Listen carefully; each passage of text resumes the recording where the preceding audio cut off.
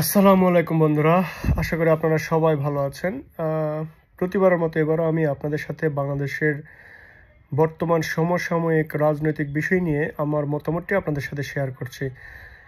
আমি যে বিষয়টা দেখলাম, বর্তমান বিশ্বের ক্ষমতাধর একটি দেশ আমেরিকা, বর্তমান প্রেসিডেন্ট ডোনাল্ড ট্রাম্প, এই পাগলাকে আমরা সবাই চিনি, ঠিক আছে? তিনি সবসময়ই একটা কথা বলে আলোচিত থাকেন, মার্কিন প্রেসিডেন্ট হয়েও তার বাহিরে তাকে আমরা চিনি একজন বিলিয়নার বা টাকার কুমির হিসাবে। ওয়ার্ল্ডের মধ্যে তিনিও একজন নামকরা বিলিয়নার। আমি যে কথাটা বলতে চাই, তিনি সাম্প্রতিক সময়ে যে বিষয়টি বলেছেন যে এই বাংলাদেশের এই ক্ষমতা পরিবর্তনের পেছনে যতগুলো টাকা খরচ হয়েছে, এখন আমার প্রশ্ন হচ্ছে, উনি একটা অ্যামাউন্ট বলেছেন, এই টাকাগুলা কাকে দেওয়া হয়েছে, কী জন্য দেওয়া হয়েছে, কিভাবে খরচ করা হয়েছে, টাকাগুলো কিভাবে বাংলাদেশে এসেছে? আমাদের দেশের যারা বুদ্ধিজীবী রয়েছেন, আমাদের দেশের যারা দায়িত্বে সিকিউরিটির দায়িত্ব রয়েছেন, তারা কি আঙ্গুলটা চুষেন বসে বসে? হঠাৎ করে যে পরিমাণ টাকা, এটা অল্প পরিমাণ টাকা নয়, এত বড় পরিমাণ টাকা নিশ্চয়ই কয়েক শত অ্যাকাউন্টে টাকাগুলো আসে নাই। যেহেতু মার্কিন প্রেসিডেন্ট, এগুলো অনুদানের মাধ্যমে হোক, এগুলো যে কোনোভাবে হোক বাংলাদেশে টাকাগুলো ঢুকেছে। কিন্তু আমাদের দেশের যারা সিকিউরিটির জন্য কাজ করেন, তাদের মাথায় কি খেলছে না এই টাকাগুলো কেন এসেছে? সেখানে কি একটা ইনভেস্টিগেশন দরকার ছিল কিনা? আমাদের দেশের সরকার এই ধরনের কুকুরগুলো কেন পুষে? নাকি এই কুকুরগুলোকেও কিনে নেওয়া হয়েছে? এখন কথা হচ্ছে, 5ই জুলাই বা জুলাইয়ের গণ অভ্যুত্থানের সময় যতগুলো হত্যা, মামলা, ভাঙচুর, সব কিছু ফুলের মতো পবিত্র হয়ে গেছে। শুধুমাত্র আওয়ামী লীগের সরকারের সময়ে যতগুলো হত্যা মামলা হয়েছে, সেগুলোই হত্যা মামলা।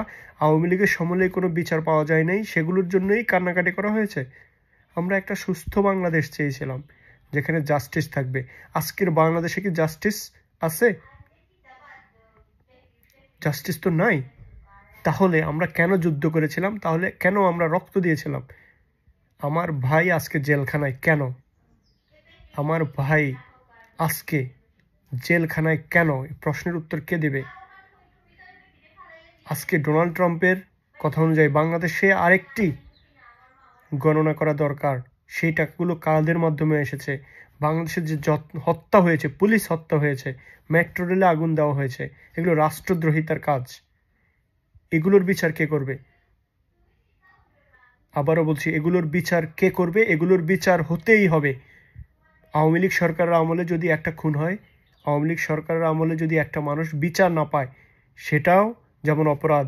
আজকে এই সরকারের আমলে একটা সরকারকে নামানোর জন্য অসৎ উপায়ে পুলিশ হত্যা করা, মানুষ হত্যা করা, এগুলি অপরাধ নয়? এগুলিও অপরাধ, এগুলিরও বিচার করতে হবে। আবারও বলছি, এগুলোরও বিচার করতে হবে। এবং এই সরকারের আমলে বিচার যদি না হয়, পরবর্তী আবার সরকার আসবে, তাদের মাধ্যমে হলেও এই বিচারের